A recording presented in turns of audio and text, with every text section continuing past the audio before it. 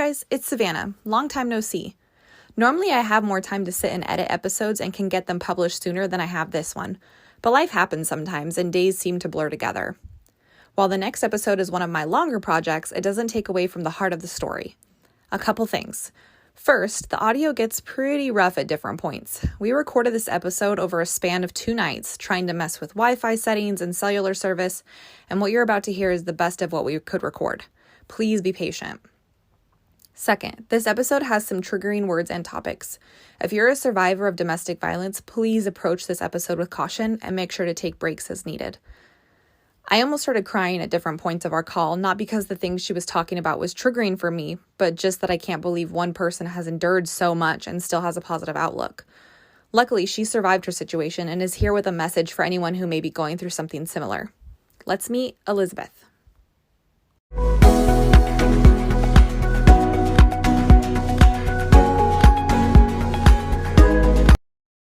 My name is Elizabeth, and I am a mom of 6 children, and I am a survivor of domestic violence. I guess really to understand my story, I have to give a little bit of a backstory to my life.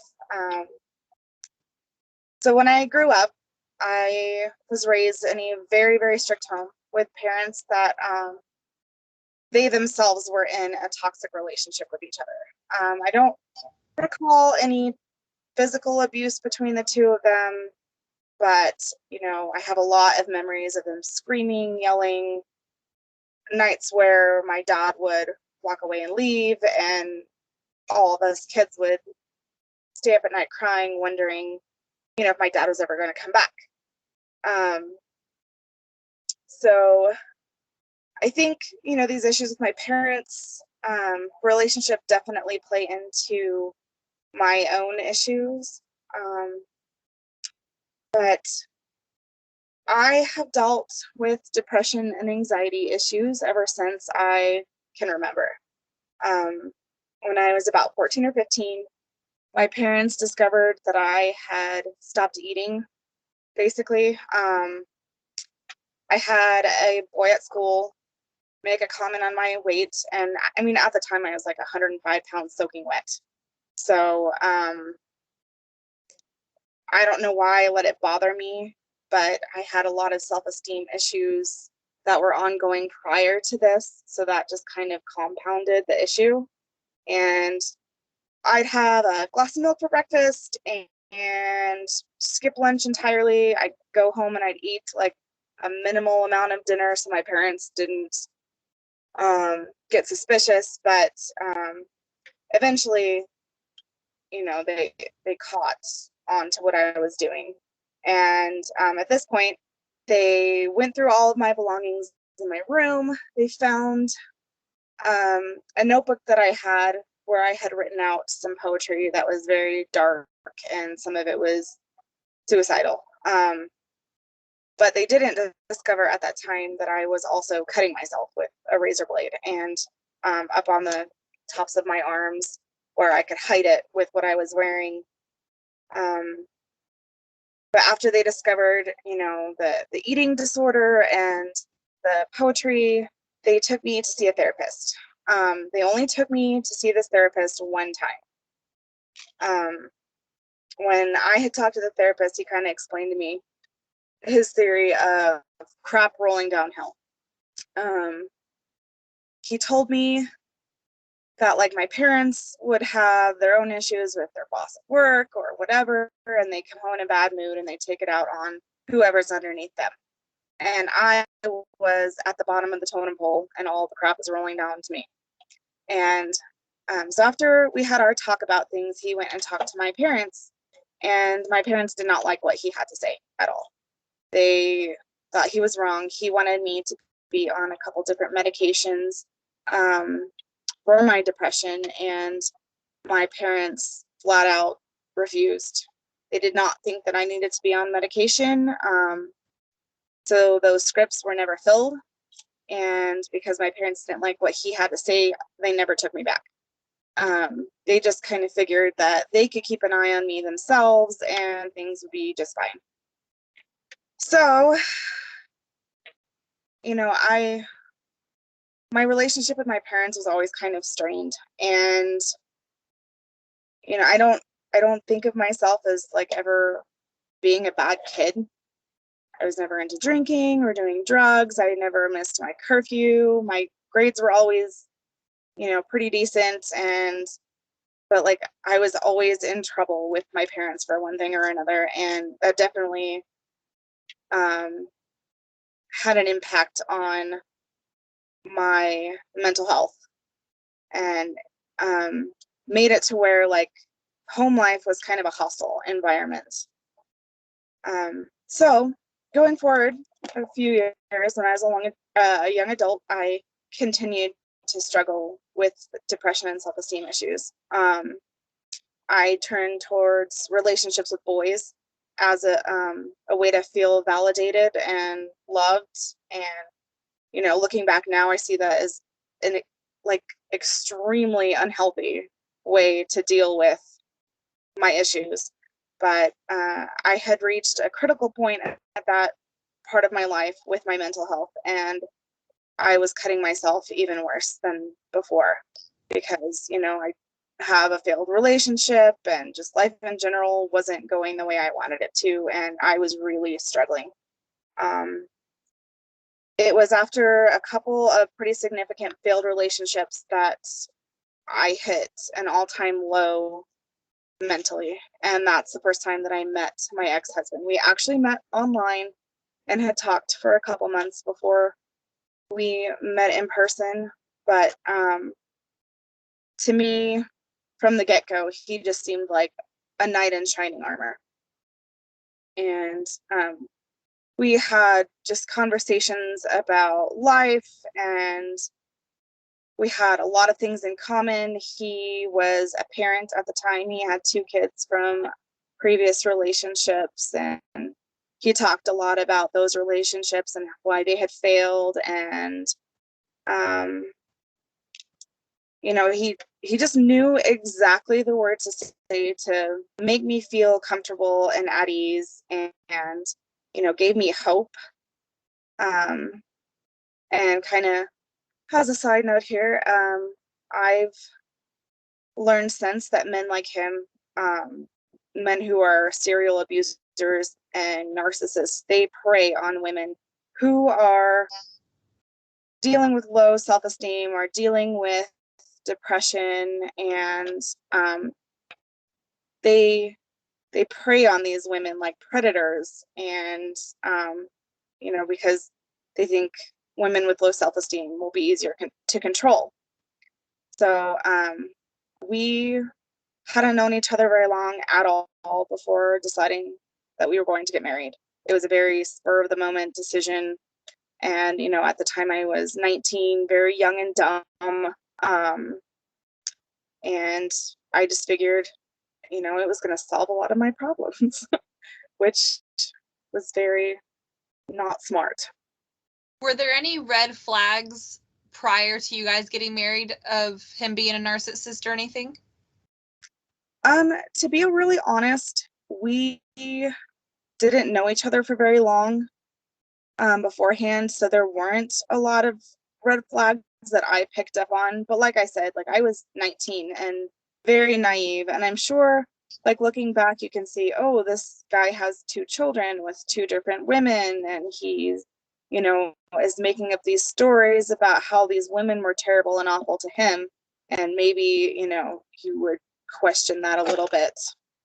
Yeah, so it definitely could be age related. With you being so young, you might not have really even known what the narcissistic signs were.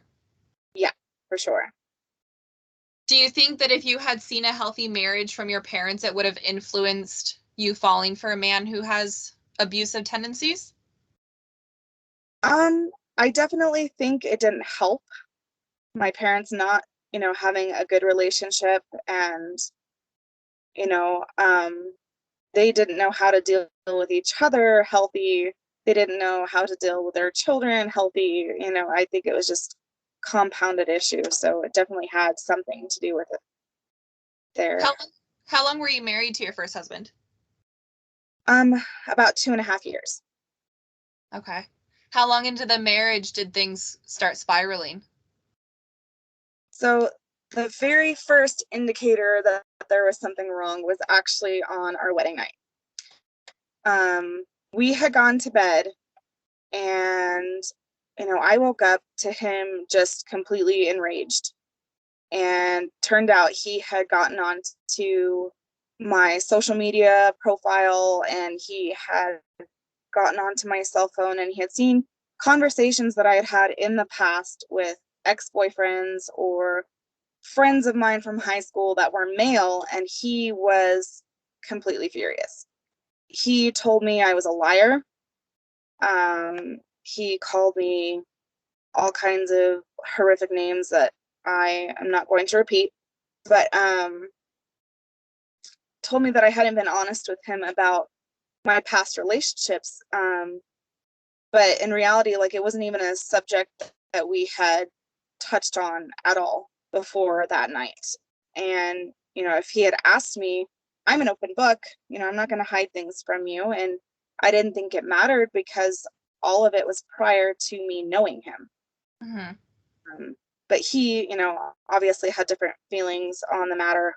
And that night, like, he spent the entire night yelling at me and telling me what a piece of crap I was.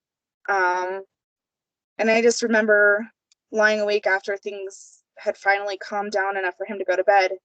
And I just sat there thinking, like, oh, holy crap, I made a huge mistake. And I don't know what to do next. But the next day, he was still pretty upset and angry, and he was ignoring me, like, completely, like I didn't exist. And when I decided, okay, well, I'm not going to put up with this, I'm going to leave, he stole my car keys and he hid them from me. And I couldn't leave. I'm like, I'm too far away from any of my family to walk or whatever. But we had a huge blow up argument again. And, eventually things diffused. And they tell you with domestic violence that things go in a cycle. Like, there's a honeymoon phase where everything is wonderful and great, and they, are apologizing profusely. They're buying you gifts. They're doing everything they can to make you happy. And then, it just starts to slowly get worse and worse until the blow up hits again, and then it starts all over. So after that blow up fight, things were kind of just swept under the rug. He pretended like nothing ever happened, things were fine. And in my own head, I was wishing that, this is the one time thing, and things will be better. And, it's just, we're still getting to know each other, and we're going to have arguments, but things will be okay. And that's, where I was very, very wrong with my thinking, because things did not get better. So on a typical basis, we'd have an argument at least once every 2 weeks. Sometimes it was more frequent than that.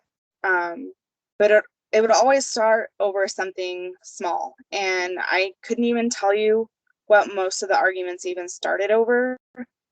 But my ex had a very short fuse, and every time we get into an argument, he would immediately just start screaming at me.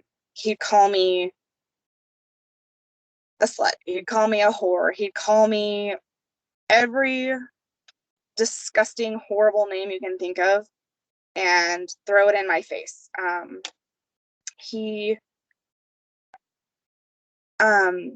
So usually during this, like, I would make an attempt to try to call someone, but during the course of our marriage, I can't tell you how many of my cell phones he broke. He would take them from me and smash them or hide them. He would rip phone cords out of the wall so I couldn't call for help. He'd take and hide my shoes. He'd steal my wallet with my IDs and my credit cards. And he would also physically restrain me from being able to leave. So if I succeeded in being able to leave, he would follow me either on foot or in his car. But if no one else was around, he would grab a hold of me. He would spit on me. And like still to this day, when I hear someone hawk a loogie, I gag. And it's just cringeworthy. It's something I still struggle with. That's such a dehumanizing thing to do to a person. Yeah. And I don't like my kids, sometimes they're little and they'll spit at someone. I'm like, we don't ever spit at anyone. And that's like a huge, I guess, trigger for me. I'm like, we don't spit. Yeah, for sure. So he would tell me that I was being hysterical, that I was being crazy. I was acting crazy. I needed to go back home and calm down before making any big decisions. He promised to take me wherever I wanted to go if I got in the car with him or whatever. And, so he was either physically restraining me, screaming at me, or making false promises that he would, let me go where I wanted to go if I just came in and calmed down or whatever. But it always ended up with me deciding to go back because I just couldn't deal with sitting there having him scream at me and spit on me and humiliate me. Um, so yeah. So when he said that he would get better or things would calm down or whatever, as long as you came back with him, was that the case? When you went home, were things a little calmer? Sometimes they would get a little calmer, or he would give me space for a short time. But it always was like he would act like absolutely nothing happened and we didn't talk about it. Like it's like the situation never happened. It was all swept under the rug every single time. Um, so a couple months after we were first married, we got into a pretty big argument. I attempted to leave and he stood in front of the door, refusing to let me get through the door. Um, Anytime I got close, he would push me away. And we were living with his parents at the time. I don't know where they were at this specific incident, but they weren't home. I tried to run towards the back door after unsuccessfully making it out the front door, and he ran and blocked me from the back door. So then I decided to run into his parents' bedroom because they had a sliding glass door in their bedroom. And I'm like, well, hopefully I can make it there before he can and I can get out the door. But he caught me about halfway through his parents' bedroom, grabbed a hold of me, slammed me onto the floor, which, hit my shoulder into his parents' bedpost, leaving a pretty decent sized bruise. And he sat on me, pinning my arms down and refusing to let me leave the house until I promised that I would calm down and not leave. Another instance that happened around the same time, we had gotten into an argument. I tried to call for help. He ripped all the phone cords out of the wall. And then he locked himself in the bathroom with my cell phone and my wallet. And he also had a knife. He told me he was going to kill himself if I left with the knife that he was locked in the bathroom with. And so, like, terrified, I'm like, I can't have him kill himself and it be on me. I, was running through the house trying to find a phone that he hadn't managed to disable. And I couldn't find anything. So I ran to the neighbor's house and I knocked on the door and waited and waited, but nobody was home. So I went back to the house and I think I was able to plug one of the phones back into the wall. And I called his mom. And his mom told me, she was like, well, stay where you are. We'll come home. And did you call the police? And I was like, well, no, you're the first person that I called. Well, she was more concerned with whether or not I had called the police and if everything was okay, if I was okay, if he was okay. She just didn't want the police showing up at her home. And that's, kind of how her attitude was every time there was an issue with her son and I basically the whole time we were married. Why was she more concerned about the appearance of the cops than her own son's safety? Um, Honestly, I don't know. She was a huge enabler for him. Um, Anytime he got into trouble, they were the ones paying for his attorney or bailing him out of jail or paying for his rent because he blew all of his entire paycheck on video games and fast food. Um, I I don't understand the mentality there at all. But even when he would do things to her, like she would get fed up and leave, he'd go out and he'd spit on her car window. And there was never any consequences for his behavior. And it just like looking back, it's disgusting. um, yeah, I never understood the dynamic between him and his mom. So I know you had said that your first like blow up with him was your wedding night, but things hadn't gotten really physical at that point. How long into your marriage did you know like this is now a dangerous situation and I'm now afraid for my life? It was probably that day where I tried to leave and he grabbed me and pinned me on the floor. Where I was like, now he is putting his hands on me and it isn't a safe situation. But before then it hadn't really got physical. It was more just the verbal and emotional abuse. And looking back, I think I could have probably pressed charges for him for false imprisonment for not letting me leave.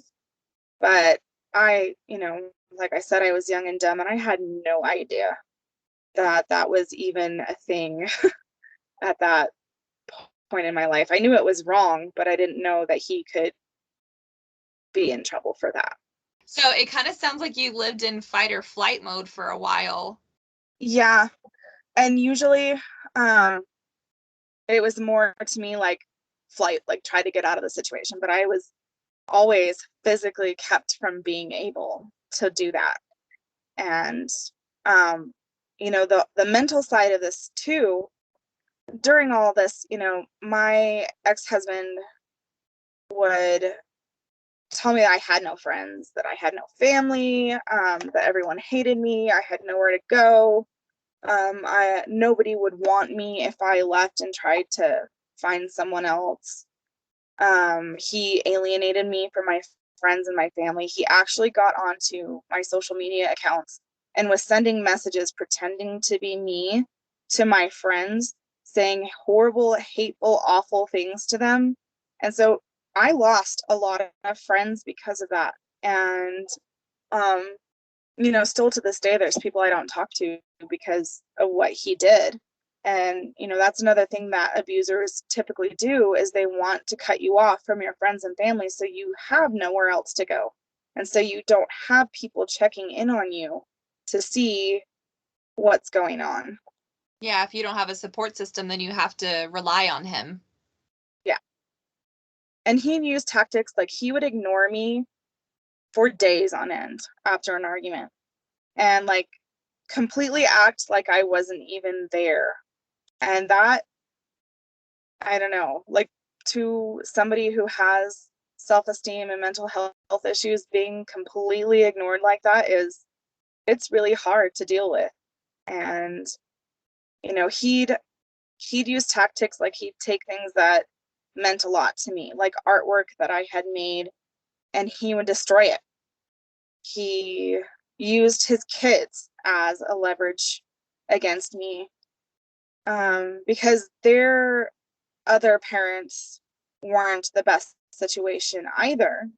And he'd tell me, well, if I get in trouble for this, then my kids are going to go to a worse situation, and that's your fault.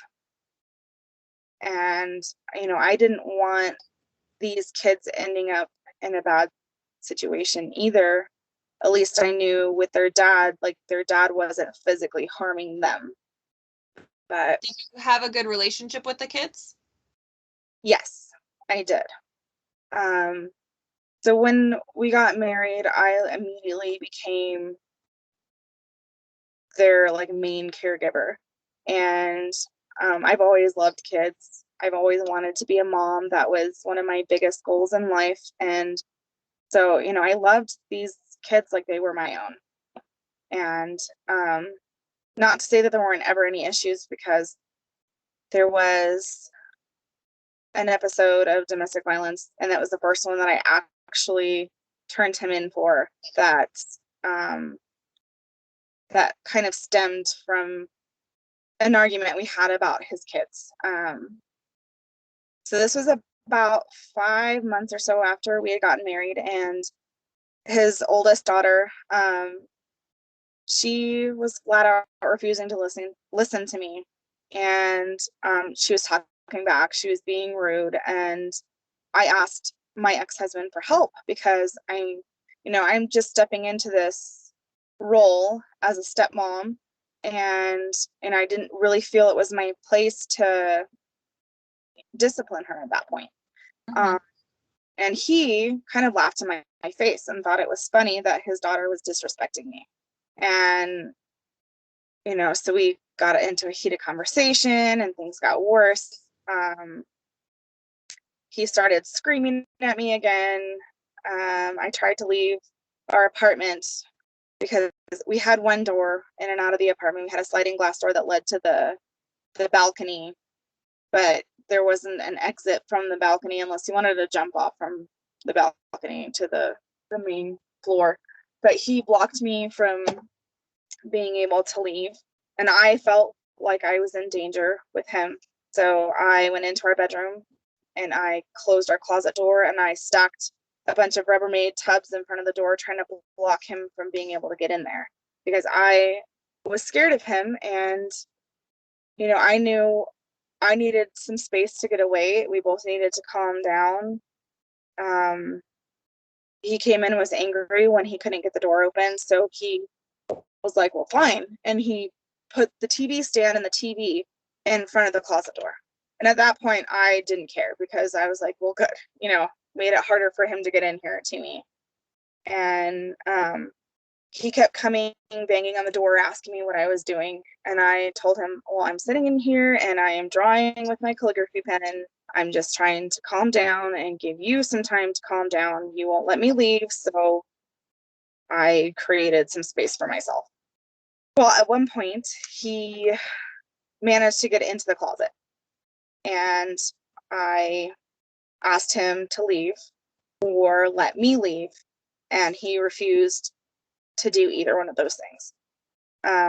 He stood in front of the door, blocking me into the closet, and I tried to get past him. He grabbed both of my thighs and he squeezed them as hard as he could until there were literal handprint bruises on both of my thighs, on my inner thighs.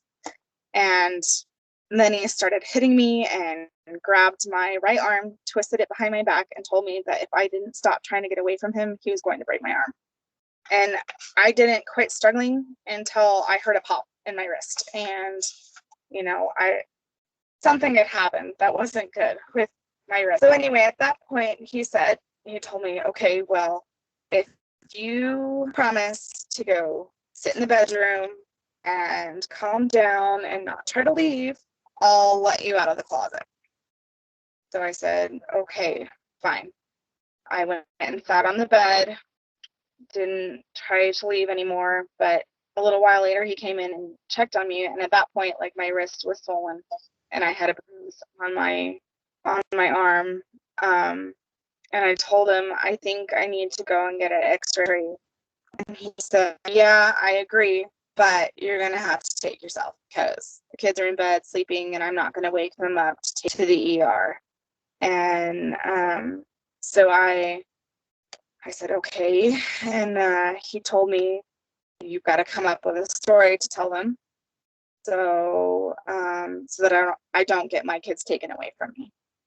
And so I went to the ER and they did the x-ray, and the doctor came in and told me that I had a hairline fracture and asked me what had happened. and I told him that I had fallen while skateboarding. And I'm not sure if the doctor kind of had some suspicions that my story wasn't truthful, but he said, well, if you fell, then you probably have other injuries and we need to check you out. But I refused because I knew, if they checked me over, they were going to find the handprints on my legs. And so I said, no, I'm fine. I'm not hurt anywhere else, just my wrist. Well, the whole time that I was in the ER, I kept getting phone calls from my ex-husband. And he never, called to see how I was doing or what the doctor said. It was always to make sure that I hadn't what happened. And the next day, even when we had gone to see his family, he told his parents that I had hurt my wrist moving furniture. And, he just kind of at that point pretended like nothing had happened and things were fine. A few days after that incident, we got into another argument. I went back to our bedroom. I threw a necklace out into the hallway because I was frustrated, and no one was out in the hallway. I wasn't intending on hurting anybody or anything. I was just upset. Well, he came in screaming at me, telling me I was acting like a crazy person and that I needed to leave. And I told him, fine, I'm going to pack some of my stuff and I'll leave. So I went into the bathroom to grab some of my toiletries and things to pack, and came in and started slamming me between the door and the wall in the bathroom, screaming at me that I needed to leave right now. And I told him, well, can I please just give you my belongings and then I'll be gone. He didn't want to let me have any time to get my stuff. So he told me he's going to take my purse, he's going to cut up my credit cards, and he grabbed my keys out of my purse and chucked them down the stairs outside and told me, well, I guess you better go get your keys before somebody comes and takes them. So I went to go grab my keys and he locked the door to the apartment and I didn't have my apartment key. At that point, I decided I had enough. I went to grab the statement from the hospital and I decided that I was going to the police department. We lived about, I don't know, a mile and a half or two from the police department. So it wasn't outrageous for me to walk there. I hadn't been gone very long before I noticed that he was following me in his car.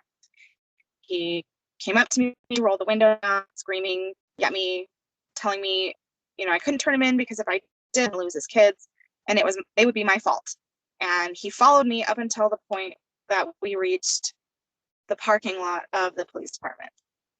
And then I guess at that point he realized, that I was serious and that I wasn't turning around, and so he left.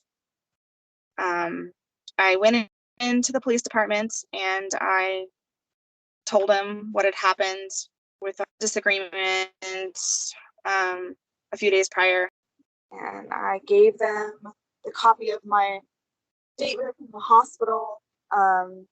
They took pictures of the bruises that he had left on my legs. But they told me that because the incident had occurred more than 24 hours previous, they couldn't arrest him at that time. So I had a police officer escort me back to our apartment. I collected some of my things and called my parents, and I went to go stay with my parents during that time. So that whole week, because it ended up being only about a week that I left, while I was at my mom and dad's house, his mom and him repeatedly called me, left messages on my voicemail. He kept coming by my parents' house, standing outside the window yelling for me because my parents weren't going to let me talk to him. He kept, saying that he would go do counseling with me, that things were going to change. He promised he'd be better. We'd go to church. And things with my parents while I was staying there were not good. My mom, again, continued to make it a hostile living environment for me to be in. She was angry at me about the whole situation. And we had gotten into an argument one night about some credit cards that my ex-husband had taken out in my name. And, now we're maxed out and not being paid. And, she put all the blame on me. We got into a huge fight about it. And, I looked at it as, well, I have two crappy situations here, and I can choose which crappy situation I'm going to stay in. And I was hoping that my ex would get his act together and that some counseling and things would help us. So I decided to take another chance and left my parents and moved back in with my ex-husband. So after I moved back, things seemed like they were getting better for a while. It was the whole cycle of abuse starting over again. And when we had, my ex ended up having a court date for the report that I filed. And he had an attorney that his parents paid for his court date. Well, his attorney suggested that, we start going to counseling together. And so this is the pretty sick and twisted part of it here. The attorney wanted me to go get a mental health evaluation to try to blame or to place some of the blame of that incident on me. They wanted to say that my ex had only gone into the closet to check on me because I had a prior history of depression and hurting myself. So the lady who did my mental health evaluation told me that I had two characteristics of borderline personality disorder. But she also explained that most people have at least a few of those characteristics, and that you needed at least 5 of them to be diagnosed as having borderline personality disorder. However, they still tried to use this to my ex's advantage in court, saying, oh, she has borderline personality traits and characteristics. And so after his court, they decided to offer him a plea deal.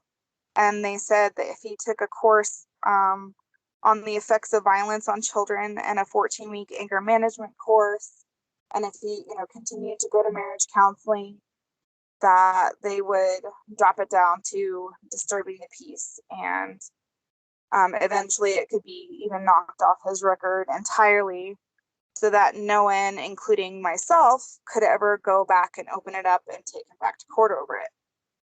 And he decided, he wasn't going to get a better deal there, so he took the plea agreement. So about a month and a half after I had moved back, I found out that I was pregnant. We weren't trying, but I had gone off my birth control after I had left him. And it was just a small enough window of not being on birth control for me to get pregnant. And when I found out, I was absolutely terrified. My ex did not want to have any more children, and he was not happy with the fact that I was pregnant. Anytime we'd have even the slightest argument after that, he would say things to me like, oh, I bet the baby's not even mine. He'd tell me, I hope you have a miscarriage. He would say, I don't want anything to do with you or the baby. And one time during an argument, he even told me that if he could get away with it, he would push me down the stairs in the hopes that I'd have a miscarriage. And anytime we got into a fight or argument, he would just, berate and belittle and blame me for being pregnant in the first place. So when I was about 3 months pregnant, we got into one of our typical arguments that quickly got out of hand. He started threatening to kill my birds. I had a couple of pet birds, and he would go over and rattle the cage and tell me he was going to snap my bird's neck. Um, Again, he started with the spitting and things, and I smacked him in the hopes that he would stop spitting on me. And instead, he hit me back and then punched me directly in the rib cage. Um, that really shocked me at that point. So I, just stopped and backed off and kind of pretended to calm down, and in the hopes that, he would go away and leave me alone. Um, so he went to the bathroom a few minutes after, things had kind of settled a little bit, and I grabbed my bird cage and I took off. I was scared, if he was willing to punch me in the ribs when I was 3 months pregnant, and he kept making threats about, wanting me to miscarry. I didn't know like what he would be capable of next. Mm-hmm. Um, it didn't take him long to figure out, that I had taken off out the door. So he came running after me. He kicked the bird cage out of my hands, and causing it to break open. And one of my birds had gotten loose. Luckily for me, though, some people were coming back from the pool at our apartment complex at that time, so they were walking towards the direction of um, where we were standing, and they kind of realized something was going on. And my ex was like, "Oh crap, someone's witnessing what's going on." So he turned around and ran back into the apartment. Well, these people helped me catch my bird and put her back in her cage. Um, and so I said thanks and kept walking. Well, it didn't take long for my ex again to get in the car and start following me. And at this point, like, he wasn't yelling at me. He was out the window saying, "Hey, it's cold, it's dark, you need to come get in the car, you're pregnant, this isn't good for the baby, blah, blah, blah." And, it wasn't good for me to be so upset. And, at that point I was scared. I didn't know where I was even going at that point. And so I decided, okay, fine, I'll get in the car and we'll go back home. A couple days later, we had another counseling appointment, and he pulled me aside beforehand and said, "Hey, we shouldn't mention what happened to the marriage counselor." And, continued on pretending that everything was fine and happy and going well. Um, that was definitely not the first or only argument we had while I was pregnant. We had many, many more. And at one point, he he wasn't able to hold down a job for very long. And he didn't allow me to hold down a job for very long because he was very jealous and controlling. Anytime I had a job, he would sabotage it. And because of that, I didn't have health insurance.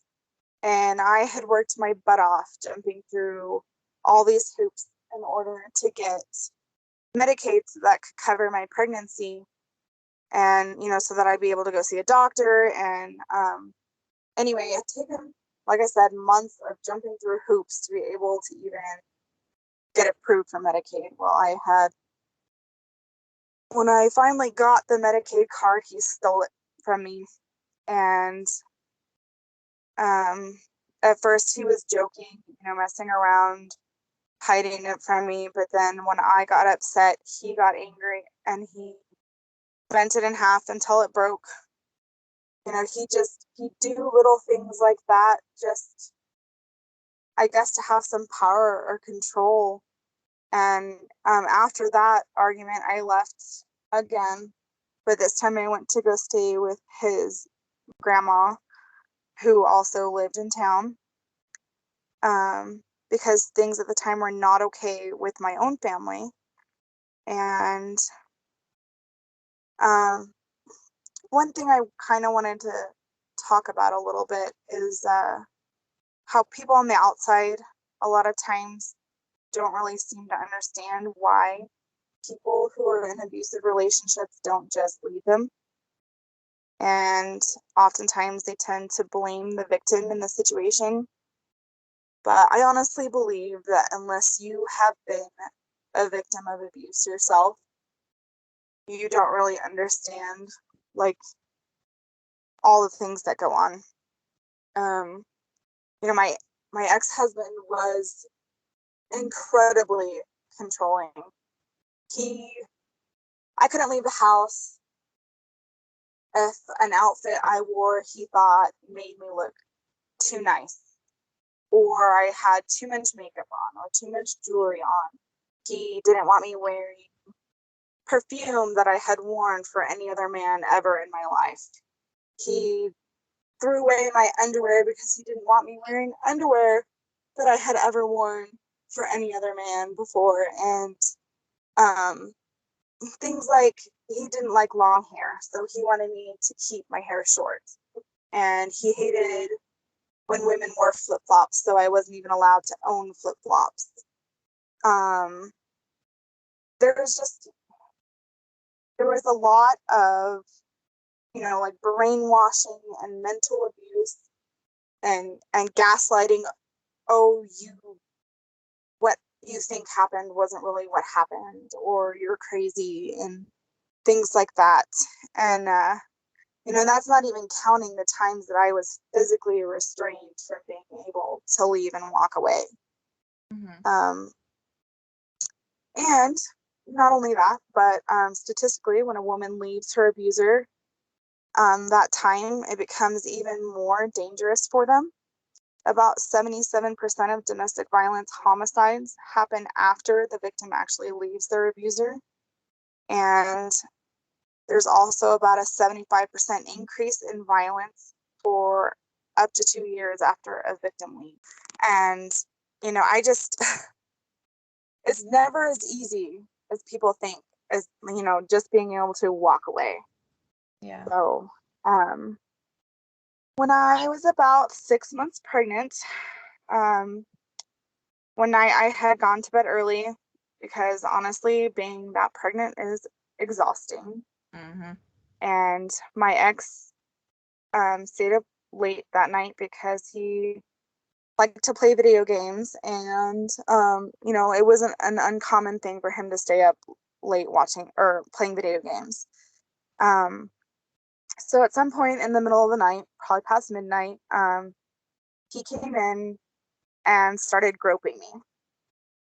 And, I told him that I'd been asleep. I was exhausted. I moved his hands off of me, and I asked him, please just let me sleep. I'm really tired. He wouldn't stop groping me.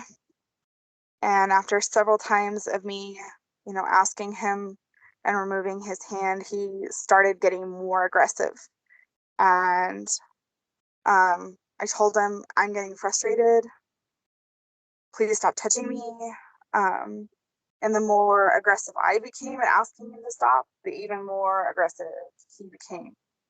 And so at one point, I slapped him to try to shock him into getting his hands off of me, and told him to stop. And at that point, he started screaming at me and told me he was done. He wanted nothing to do with me or the baby. Started spitting on me again. Told me he didn't want me in his bed. Said, like, oh, I own his pillows, his blankets. He started pulling everything away from me. So then he started dumping water on me and on the bed because I was trying to sleep. And he's like, well, if you're not going to get out of the bed, then I'm going to dump water on you, and you're not going to want to sleep in a wet bed. So I got up, put my blankets into the dryer, went to get in the shower to wash the spit out of my hair and off my face. He came and started banging on the bathroom door, screaming at me still. He told me that he wanted to go to sleep. He was trying to go to sleep on the couch, and that he couldn't sleep if the shower was going and if the dryer was going because it was too loud for him to be able to sleep. And when I didn't, shut the shower off and immediately get out, he decided it would be funny to cut the breaker to the apartment. So all of a sudden, everything in the apartment went dark. And when I got out of the shower and opened the bathroom door, he was sitting in the middle of the hallway with a flashlight, just grinning at me like this horrible, like wicked, evil grin, and asked me, "So, did you have a nice shower?" My reply to him was something along the lines of saying, it's not very smart of you to cut the lights on your wife in the shower, your pregnant wife in the shower. What if I had slipped and fallen and hurt myself or the baby? And his response was to tell me that if I miscarried, that meant he wouldn't be tied to me for the next 18 years of his life. So anyway, because he had shut the power off, I couldn't dry my blankets or anything, and he was, still angry and screaming, and told me that if I didn't go to bed, that he was going to piss on my stuff, and just stood there and insulted me and threatened me. And it's just like in that moment when I looked at him, I couldn't even recognize the person that he was. Like, it wasn't the person I had married. It wasn't the person who could at sometimes be kind and loving. It's like his eyes had gone dark, and I don't know like how else to explain it, but it was I don't know, just kind of a eye-opening moment for me that he could just turn into this evil person like that. Where were his kids all while all this was going on? In their room asleep, or I don't know if they were asleep 100% certain, but they were in their room in the apartment with the door shut. I mean, I would hope that they were asleep so they weren't hearing all of this go on, but I don't know that, 100%. Was this the first time that he was sexually aggressive? No, there's things that I don't particularly like to talk about as far as that goes. Yeah, sure. But no, I would say that I had been forced into doing things for him that I did not agree to do before that. Did any time when you rejected his advances or anything, did it usually end in a fight like this one did? Absolutely. Every time. I could never tell him no for something. Yeah. So after that particular instance, eventually, like, he gave in and he gave me a blanket and he told me, "Oh, this should be big enough to cover your fat ass." And, we both ended up going to bed. The next morning, because we'd been up so late and because of all the arguing and stuff, I woke up with just, an excruciating headache. And my ex came into the bedroom and he said, "One of us has got to go. Somebody's got to get off the lease and get out of here because I can't stay with you." And I said, "Okay, well, right now I have a horrible, horrible headache. Can you give me some time to, get some more rest and to hopefully have my head start feeling better before we start making any decisions. And he flat out refused. So he, stood over me and said, "You need to pack your stuff." Not really that word, but and get out of here. So I said, "Fine," and I started to try to pack my stuff. As he stood over me, screaming at me, telling me I was taking too long, that I just needed to throw some stuff in a bag and get out of there. And that's when he started spitting on me again. I'm like, this is a common thread here, that the spitting was a almost constant thing with every big argument we had.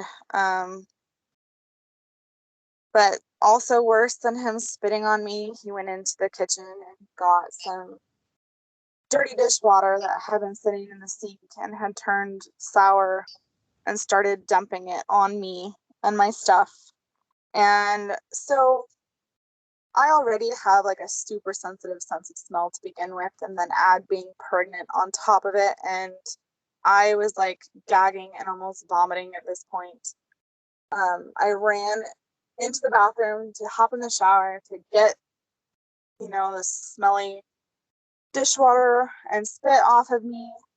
And I had locked the door, but he somehow picked the lock on the bathroom and came in, and he grabbed the shower curtain, yanked it down, smacked me with the shower curtain rod hard enough to leave a mark on my arm.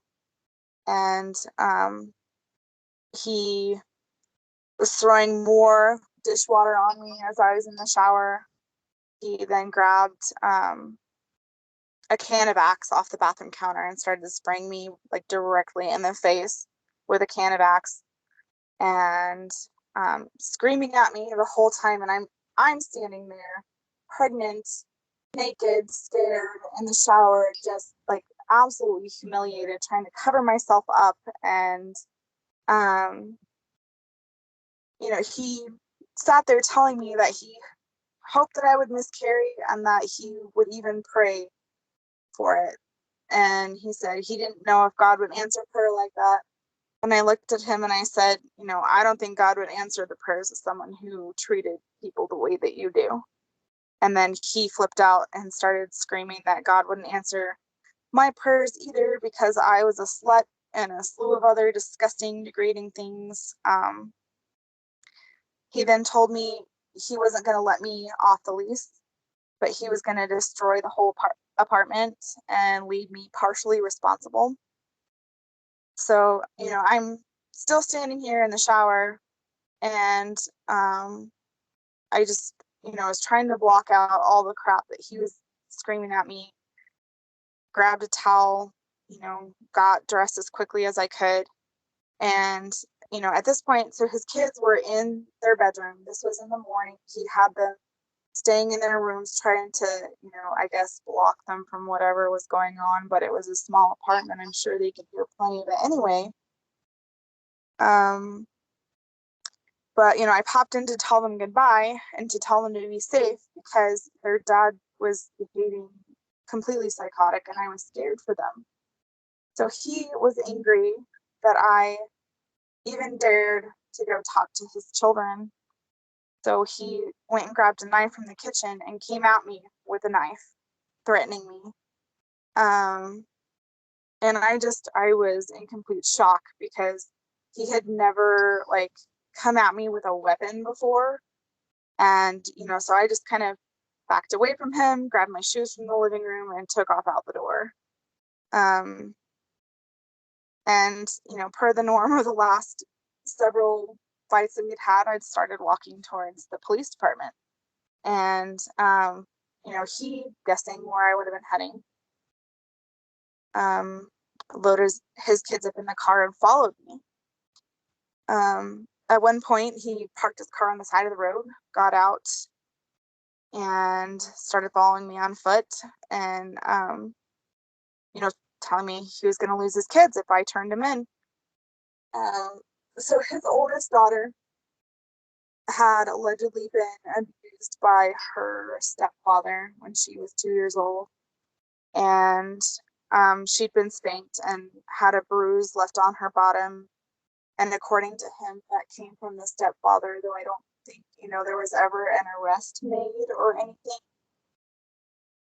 But, he told me that if I turned him in, she was going to go to her mom. And if she ended up being abused by her stepdad, then it was going to be my fault.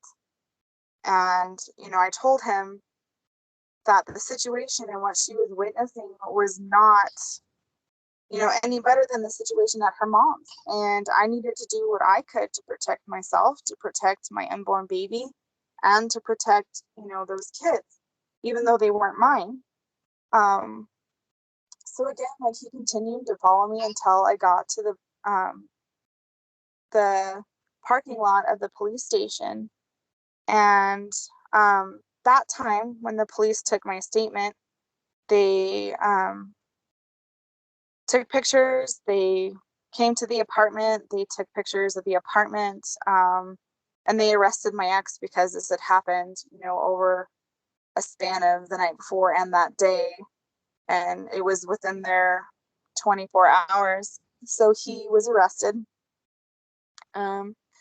He spent a grand total of one night in jail before his parents were able to bail him out. And this time, I wasn't standing by him when he had his court hearing. So he was convicted of domestic violence at that point. But they deferred his sentence. I don't even remember what exactly his sentence would have been, but they deferred it for a year and told him basically, keep your nose clean, you don't get pulled over, you don't, have any more issues within the next year, and the sentence basically goes away. So, it's just continual little slap on the wrist every time he got caught for something. He's got to be the luckiest dude I've ever heard of that can continue to abuse his wife and gets away with it. Yep. Well, and the really sad thing is that I will say I wasn't his first victim, and I guarantee you I wasn't his last. And he still, has never spent more than one night in jail. So I don't know how you didn't set him on fire at this point. All of this stuff that you're saying sounds like it's out of a Lifetime movie or something that's been dramatized for TV, but you actually lived it. Yep. And honestly, looking back at it, it's just I feel lucky and happy to be out of the situation now. And I just I don't know how long, how I was able to last as long as I did. And I feel lucky that I wasn't a statistic where I ended up being murdered by my ex-husband, and because of a domestic dispute. And because that happens all too frequently. And I think abusers get away with things way more than people realize. So now I want to know, he told you that his kids would be in a worse situation if they were with their moms and step parents. Knowing what kind of person he is and his character, do you think that it was a worse situation? How guys will be like, oh yeah, my ex was so crazy, blah, blah, blah, but then we find out that they're actually the crazy one and their ex was probably pretty normal. Do you feel like it could have been that situation where his exes were also victims and then he spun it around so that they were crazy? Absolutely. I mean, I do know at least one of them did have some, some domestic violence issues going on with her relationship. And so I don't know if it would have necessarily been better for his daughter to go back there, but it certainly wasn't a worse situation. Right. And then his other child's parent, she, I guess, like me, struggled a lot with self-esteem issues, and um she had more mental problems probably than I did, and she got taken advantage of and walked all over, and she and I actually talk even now, 14 years later. um we still talk about things every once in a while together. So yeah, it was definitely he painted the picture that his exes were the problem, and that he didn't recognize in himself that he was a problem. Sounds about right. Sounds about on brand for narcissists and abusers. Yeah. When you look back at all the stuff that you went through and you survived, how do you feel about yourself? Do you feel like a complete badass? Do you feel uh like some resounding trauma? Like, um I wouldn't say that I feel like a badass. Sometimes I wonder like what was wrong with me. um I I definitely would say that, I've never been diagnosed, but I'm pretty sure that I have some PTSD from all of it. And, um, I do think it's made me a stronger person. I do think that, afterwards, when I was finally able to get out, I recognized more signs of, abusers or narcissists or whatever, and um I was able to steer clear of those type of people. yeah. Um It just sucks that that's so how you had to learn, was like the hard way, you know? You had to learn what yeah, narcissists do and what they say and their tell signs and stuff in a yeah. completely traumatizing way. Yeah, well, it did. I mean, there was a couple of guys that I had gone on like maybe a date or two after my divorce that, we had a conversation and like a red flag just went blaring through my head, and I was like, okay, I'm not gonna go out with this guy again. Right. Run the other direction. And, whereas before, I guess I didn't really recognize those kind of signs and things. So, So after you um, went to the police station, where did you go from there? I called my parents because I, didn't really have another place to go. And at this point, I was, 6 months pregnant. And so I moved back home with my parents, and my mom, my relationship with her at that point was extremely strained. She was mad from day one when I told her that I was pregnant. I remember the phone conversation we had. She told me, I wish I could be happy for you. That's nice. And yeah. Um, she definitely put a lot, if not most of the blame of the whole situation onto me. And she was really pushing for me to what she called considering my options, and wanted me to go do this counseling through our church. And but the main goal of this counselor was to help set up adoptions. And so at that point, my mom had told me that, no matter what my decision was, she was going to support me. So I went to all the counseling sessions. I read all the pamphlets. I watched all the videos. I did everything she wanted me to do. Um, but in the end, like, the decision really wasn't entirely up to me to make, because in Nevada, legally, the dads have to sign up or sign off on the adoption as well. I know in other states like Utah, the mom can give a child up for adoption without the dad's knowledge or permission, but in Nevada, that is not the case. Um, And I knew that if I decided to pursue that, my ex would say, well, if you're going to give him up for adoption, you're going to give him to me because I'm not giving him up for adoption.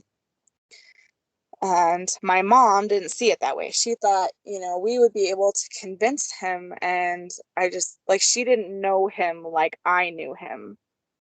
Um, and it turned out, when she told me that she was going to support me no matter what, she didn't really mean it. She was only going to support me if I chose to do what she thought I needed to do, which was give my son up for adoption. So when it came out that I wasn't going to go along with that, she was furious. She basically like trying to discourage me from buying anything for the baby, doing anything that would, you know, um, be seen as a decision that I was keeping the baby.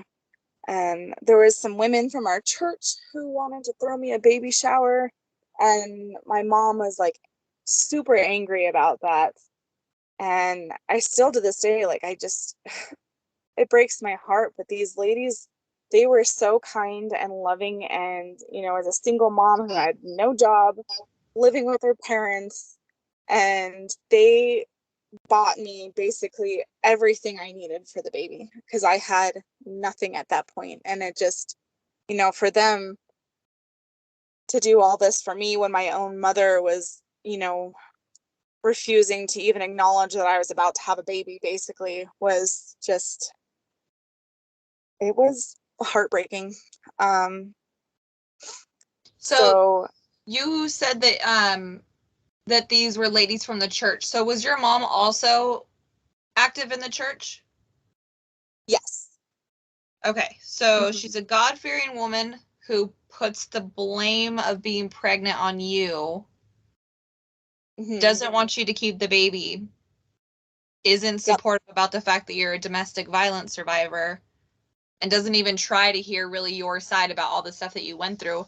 How does that happen? How do you, like, knowing the Bible and knowing what God calls on each and every one of us to do and the kind of person that we're supposed to be, how do you then turn your back on your child that way? Um, so my mom basically my whole life, and it's not just with me. Um, she kind of has one of those controlling personalities where she wants people think to do things the way she thinks they need to be done. Because if you don't do it that way, then you're wrong. And so, however she interprets, the scriptures or whatever the church says, um, basically her way or the highway. And um, so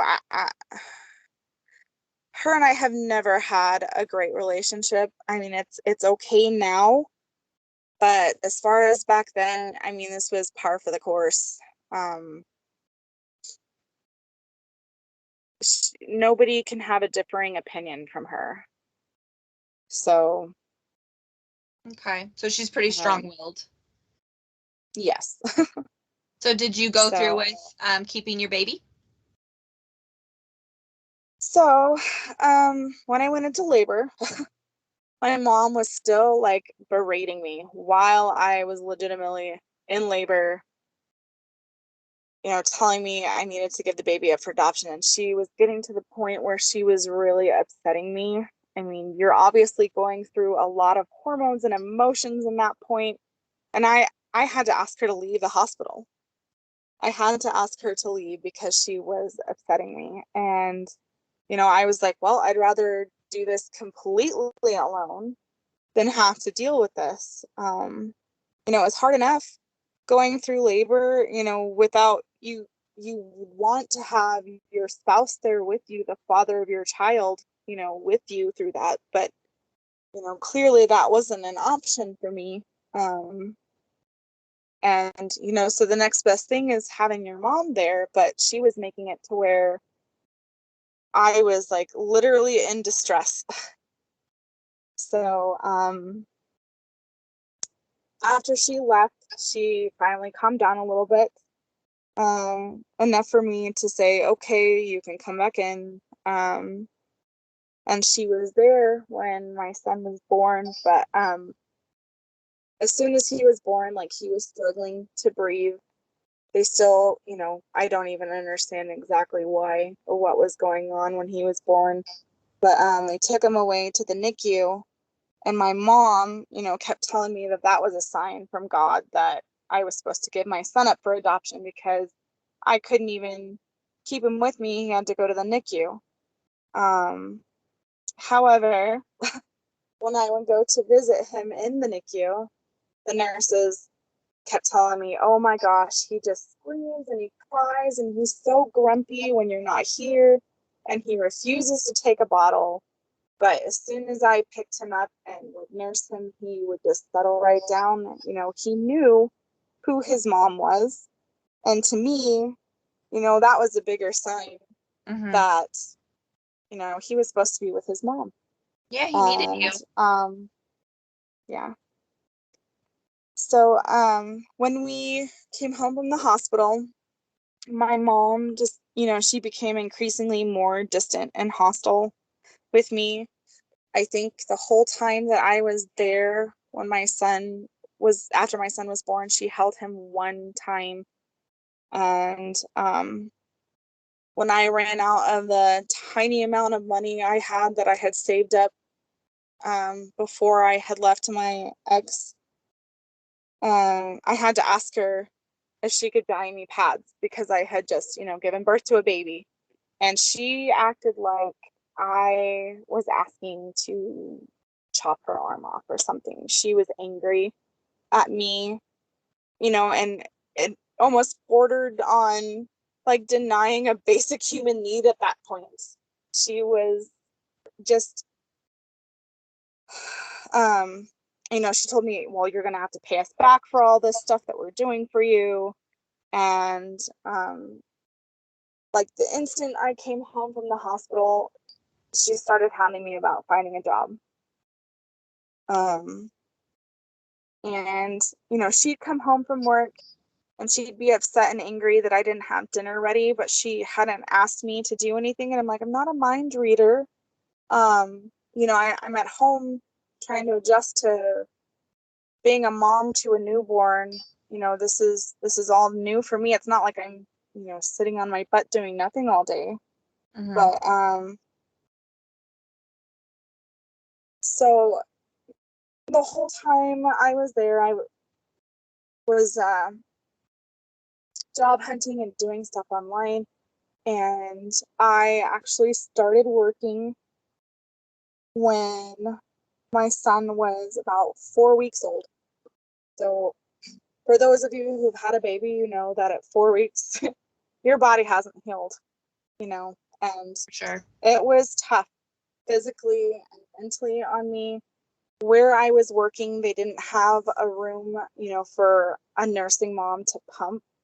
So I sat in a bathroom stall and I had to pump by hand because my body would not respond to a pump and I couldn't pump enough milk for my son to eat with a pump. So, that was a huge struggle for me. It was very important to me to be able to nurse my son.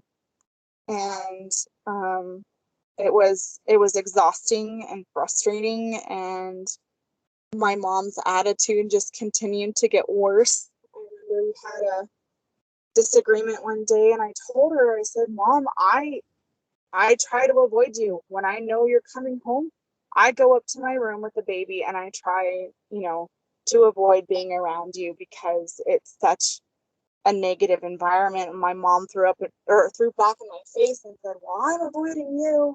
And she was just so angry all the time. And I don't know what happened, what my final breaking point with her was, but we had a fight about something and I couldn't take it anymore. And at that point I had a TPO, a temporary protective order against my ex-husband. But I called his mom and I asked her to come pick me up. And we had a big long talk, him and I. I had the TPO against him dissolved, and we moved back in together, which, I see like people are like, oh my gosh, you're so stupid. Why would you do that? But I just felt like I had no better option at that point. Um, it was horrible no matter what situation I was in at that point. Well, that really And paints a picture for how intense and negative things would have had to have been at your mom's house for you to think that he was the better option. yeah, for sure. And part of it too was, the forcing me to go and to work when my son was only 4 weeks old. I didn't have another option, and it was a heartbreaking situation. So, um, so after I had moved back in with my ex, things started to get it better, the cycle again. And it didn't take very long for things to turn ugly. And while at that point he wasn't getting physical with me, for the most part, the psychological and emotional abuse from him, it was just brutal to say the least. And at this point, we had a baby, so he started to use our child, as leverage against me. Um, we get into an argument, and he told me I could leave, but that I couldn't take our son. Or, that if I did leave, he would get custody of our son. And one argument that we had, I was like, all right, I'm leaving. I buckled our son into the infant carrier and was getting ready to leave. And my ex ran in, grabbed the car seat, put him into the car, and tried to back out of the garage with him. And I was just freaking out because at the time, I'm a nursing mom, and he is taking my infant son away, and I didn't know where he was going. He wasn't a safe person for my son to be with, especially when he was angry. And so I stood behind the car to prevent him from, leaving with my child in the car. Um, he rolled down the window, started screaming at me to move or that he was going to run me over. Um, the neighbors actually witnessed this incident, and they called the cops on us. So when they arrived, the police actually told me off for standing behind the car. They're like, you can't do that. You can't block him from leaving. And I tried to explain, he's has a history of domestic violence. He's taking my infant son who is nursing, and it didn't matter. Because we were married legally, he had every right to take him wherever he wanted to. And so not, there wasn't a police report filed at that time. There weren't any charges or anything, but it still followed the same pattern that it usually did. After things calmed down, my ex just kind of refused to acknowledge that anything happened or that he did anything wrong. When my son was about 10 or 11 months old, I started working part-time. I started trying to make a plan to leave my ex because at this point, like the emotional and mental abuse had gotten just so flipping bad. And I didn't want my son growing up thinking that it was okay to treat women like that, okay to treat his mom like that. I didn't want him growing up in such an unhealthy and toxic environment. So I tried to stash away like what little money I was making, so I could have something to leave with. But it was impossible to save any money away because his dad had a huge problem with spending money the instant it hit his pocket. He didn't have a bank account, so if he had a paycheck, he would cash it and it would be gone. Um, He wouldn't set money aside for rent, for electricity, for phone bills, for food.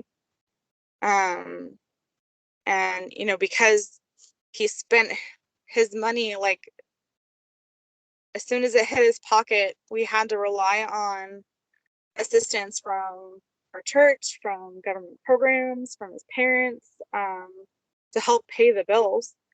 And, so what little money I was making went towards groceries, and things that the kids needed. One of the things I spent money on, my son needed a coat that winter. And so I took $20 of the money I'd earned and I went to Walmart and I bought him a coat. And my ex blew up at me. How dare I spend money without talking to him first? And I just, I didn't think I needed to ask permission to buy our son a winter coat. And, it caused a huge blowout fight between us. And I just, was floored. It's not like I went and spent $20 on gambling or something ridiculous for myself. But like during this time period, he wouldn't even let me stay at home with access to a phone. We had a computer and he had it password blocked so I couldn't get on there to talk to anybody when he wasn't there. So I was like basically cut off from the entire outside world at that point. And so it's getting close to our son's first birthday, and we literally had no money. On the day of his birthday, I went to try to go sell my plasma so that I could have some money to buy something for my son as a present for his first birthday. And I went in, I filled out all the paperwork, and they said, oh, we have to weigh you, you need to step on the scale. And I stepped on the scale and they told me, I'm sorry, we can't let you sell plasma because you don't weigh enough. And I just was completely devastated. I left bawling because this was my last resort to get any sort of money to buy my son a birthday present. And so I went home just completely deflated. I went into our pantry and tried to scrounge up enough ingredients to make some cupcakes because I thought, okay, well, if I can't buy him anything, I can at least make him a cupcake and, let him know how special he is to me. So we had a very, very limited food supply in the house at that time. And I scrounged around everything I could. It was barely enough to make a batch of cupcakes. And as I was trying to make the cupcakes and get dinner going, I asked my ex-husband for help with the kids, getting him dinner, getting him settled, and he was sitting playing video games and couldn't be bothered to help me.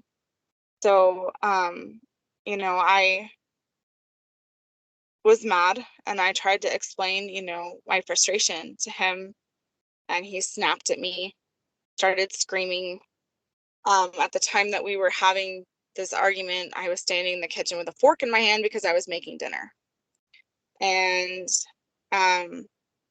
he walked into the kitchen, took the cupcakes that I had made off the stove and smashed them into the floor in the kitchen. We did not have ingredients to make another batch of cupcakes. And, even if I'd wanted to, like, the ingredients weren't there.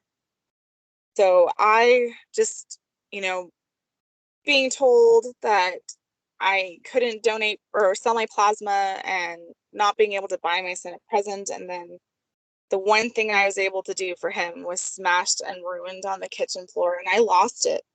I slapped my ex-husband and told him that he had gone too far, that I was taking our son and that I was leaving. He could mess with me, but as soon as he did something to negatively impact our son, I was done.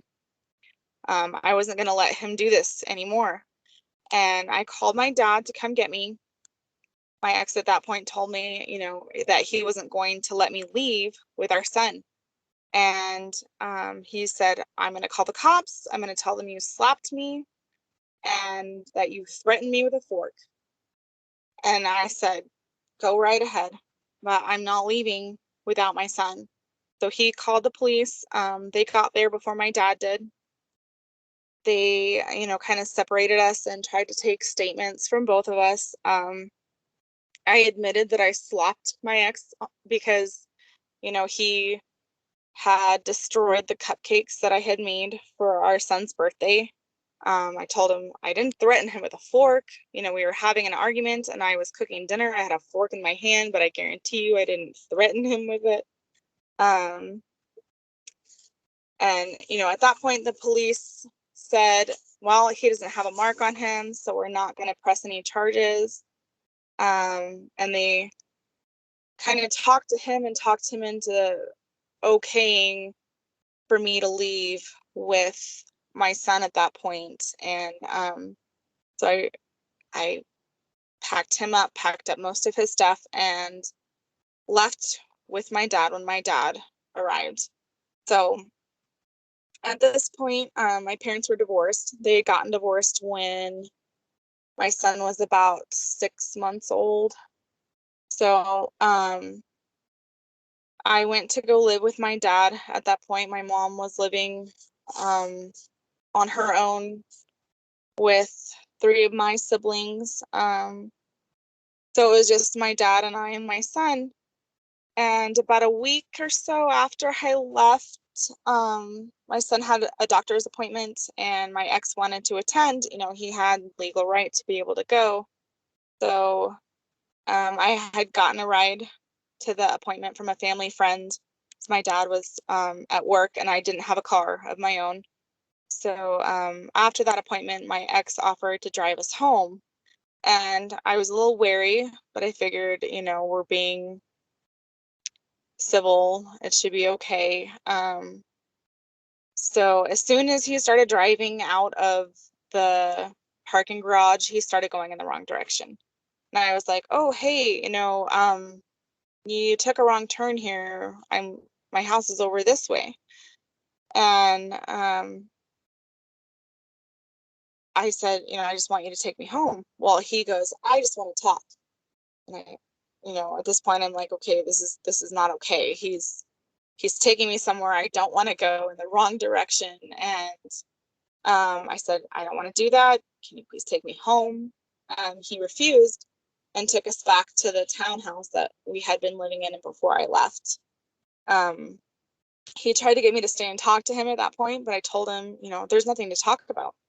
And luckily, at that point, I had my own cell phone and I was able to call for my dad to come pick me up and take us home. But it was like a frightening situation where, flashbacks to, oh crap, now I'm stuck again.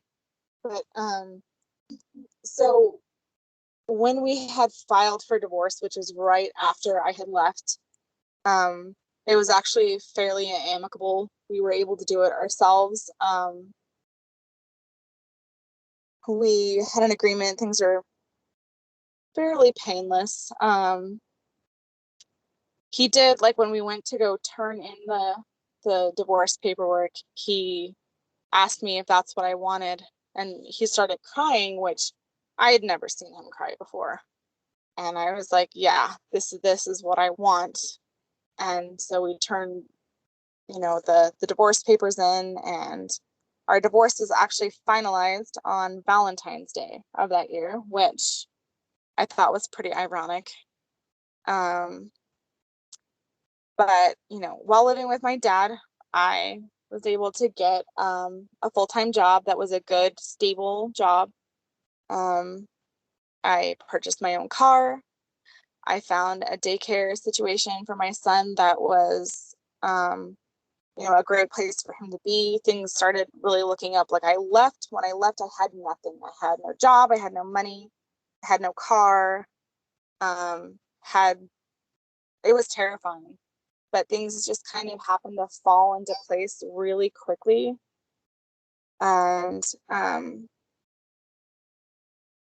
it just gave me hope that things would be okay. And I'd like to say that after, that we turned in our divorce papers, like I never looked back at that point. There was never a time where I was like thinking that I would end up back in that situation again. And it was actually a few months after my divorce that I met my current husband. We kind of took it slow at first. When we first met, he overheard me telling some other guy that I wasn't ready to date yet.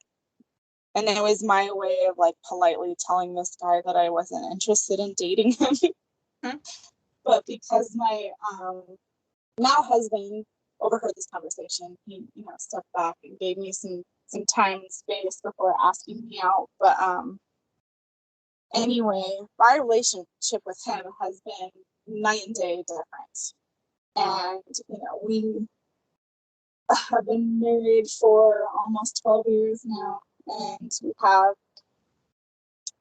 5 children together, and things are just really amazing. I mean, we still have disagreements, but they're not ever like the disagreements were with my ex-husband. We can actually sit down and talk about things, and there's never any screaming matches or emotional abuse.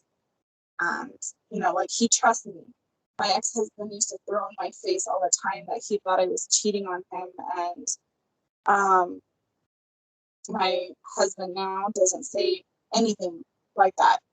He doesn't try to control me or block me from talking to people, none of that. And it's just, I guess, when you have lived through such a crappy situation, that you appreciate the small things a lot more. Mm-hmm. But since we have a son together, I still have to deal with my ex on the regular. We still kind of have issues every now and again with like lack of communication and cooperation. We've had to go back to court a few different times. Right now, I have full custody of our son, and his dad has some pretty limited visitation because when my son was younger, he witnessed his dad abusing the girlfriend he had after me. And, I tried to keep all the communication with his dad very limited and only dealing with our son because it's just not worth the frustration. I try to keep it all in like a text or an email so I have proof of our conversations.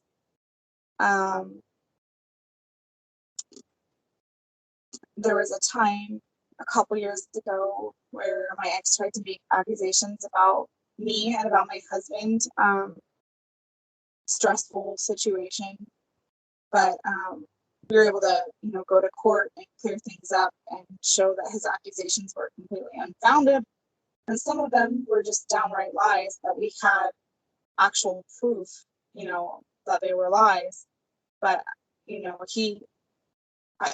still is, kind of a background noise back there always. That's so much to process. So, does your mom have a relationship with your son? She does. So my mom lives out of state, and I talk to her on the phone probably once every couple of weeks, and things are just we don't get super in depth into conversations about things, but they're, normal conversations. And she asks about the kids, and she loves my son. She loves all of her grandkids. We've never really talked about her wanting to give, her wanting me to give him up for adoption, like, since all of that went down. Mm-hmm.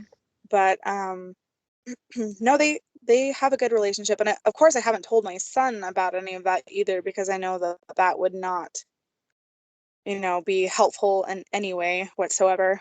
Yeah, I wouldn't do him any But favors. yeah. So he knows nothing about that and hopefully will never know anything about that.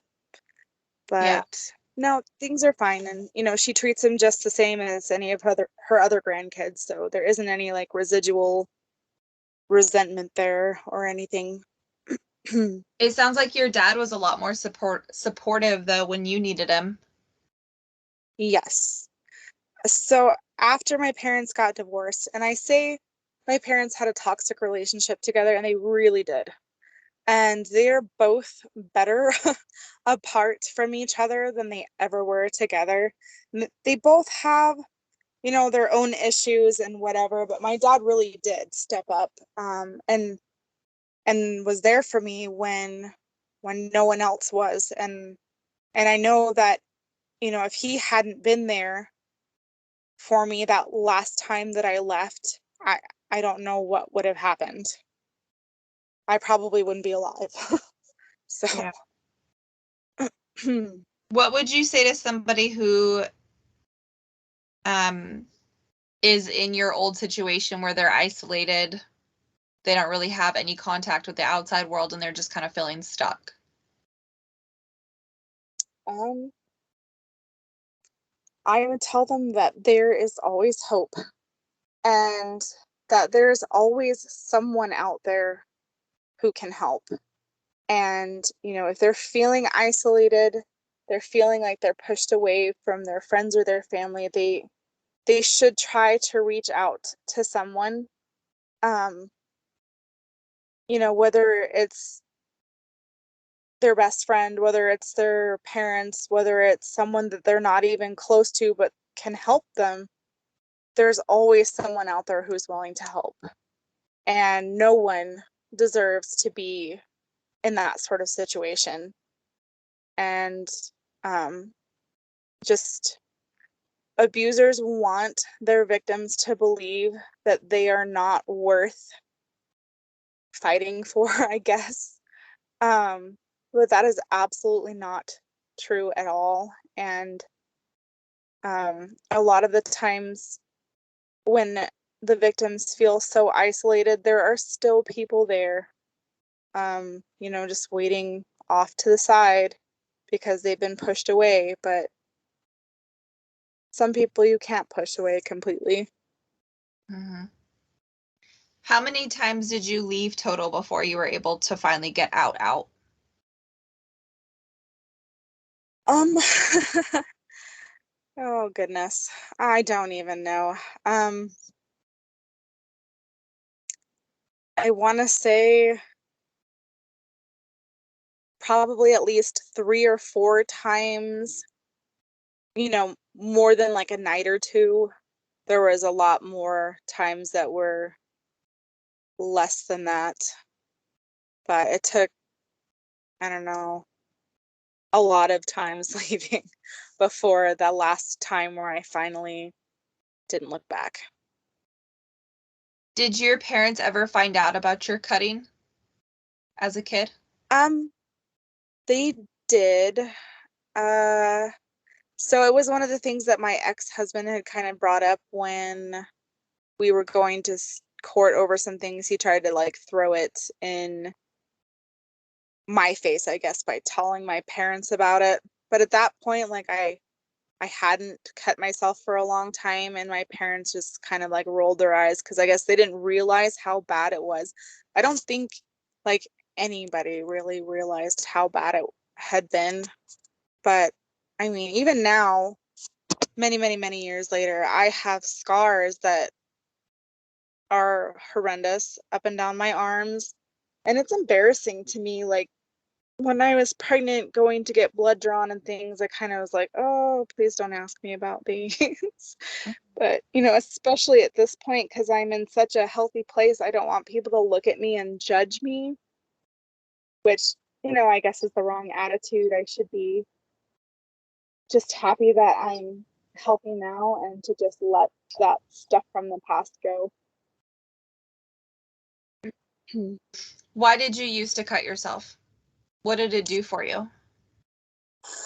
Um, Honestly, it would happen when I was in such a horrible state of mind, like hurting so badly inside my head. It was like a way to release that pain, like in a physical way, I guess. Hmm. It it's really hard to explain because it doesn't make a lot of sense for people who haven't been in that situation. But I don't know, like it was just a way to like show, oh, like I am alive and there's physical pain here and it's not just all the pain in my head. Um, I Would don't you know. say it's similar to maybe people who use alcohol to cope as like a way of numbing it or taking their mind Um, off of a particular pain? yeah, I would say it's probably pretty similar to that. It's it's I don't want to say interesting as like I feel like that's morbid, but it's intriguing to me that when somebody is in a lot of mental pain or emotional pain, that physical pain would be the easier pain to deal with. Does that make sense? Yeah, Like yeah, that you'd be it hurting does. so bad inside that taking an actual blade to your skin seems more appealing than having to deal with what's going on inside. Yeah.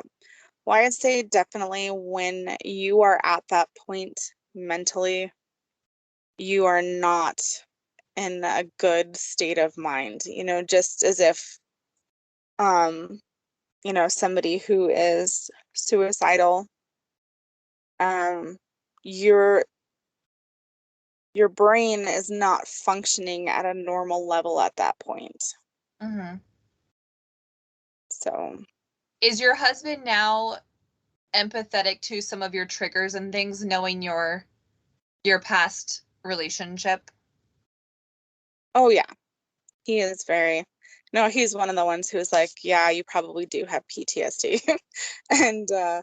And when I did eventually go to talk to my doctor about wanting to get on some medication for my anxiety, he Mm-hmm. was very, very supportive of that. So, Good, good. yeah. Is there anything else you want to share? I don't think so. I mean, you probably have like the longest podcast here in the world. And the sad thing is this is like a very shortened version of it. Yeah, it it's definitely one of the more intense episodes. Um, I'm gonna have to definitely label it with some trigger warnings and stuff because have you seen the show Made on Netflix? Um, I, I don't think so. Okay. Um, so if you ever get a mommy minute where you're alone and you don't have to share the TV with anyone, um, you should watch Made because I feel like you'd be able to relate a lot to um, basically when people don't understand why you don't just leave. And it really puts Yeah, into perspective like the isolation. And then, especially when you're not standing on your own 2 feet financially, that makes it even harder. yeah, Like, you can just leave and go off and start a new life on hopes and dreams and think yeah, that that's going to pay your bills and things. Like, it makes it really hard to leave. By the time you're to a point where you're like, I've got to get out, this is not good for me, you've already been so dependent and taught how to rely on one specific person that it's hard to leave. yeah, yeah. I know that there are like resources and things out there for victims of domestic violence and like shelters and hotlines and all these things, but that information is not always accessible. Or, the thought of, oh, I'm gonna go stay in a homeless shelter with my newborn baby, like Right. that can't be the best option. Yeah, in that show, she actually goes to stay at a shelter, and the woman who runs the shelter says, I feel like I'm going to make up this statistic, but she says something like, women who leave typically leave 7 to 9 times or something before they actually leave for good. Yeah, I And would believe it. that is, yeah. It's like such a crazy statistic, but also absolutely believable. Yeah. Yeah, well, like I said, like I can remember like 3 or 4 significant times of leaving, and I'm sure that there were more that were I tried to leave or I left for a night or, you know, things like that. The part I keep replaying in my head is you said, messing with me is one thing, but when it Yeah, starts negatively impacting my son, that's where I'm done. yeah, And I can absolutely relate to that. Like, I don't think I would have been hit as hard with that statement before I had a son, but when you mhm, become a parent, it all makes sense. yeah. And I honestly believe that having my son, though it wasn't an ideal situation, he saved my life because I don't know that just on my own I would have been strong enough to leave, but having, someone else who is 100% dependent on me was enough to say, that's it. I'm done. I can't do this anymore. I'm Yeah. gone.